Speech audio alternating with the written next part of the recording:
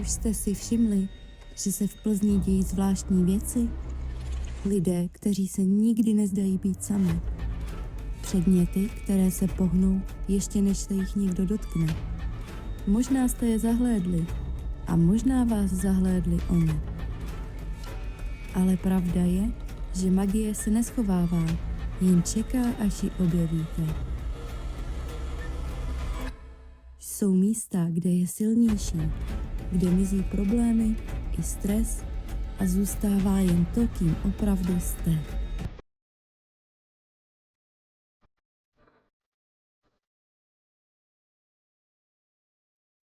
Možná už jste blíž, než si myslíte.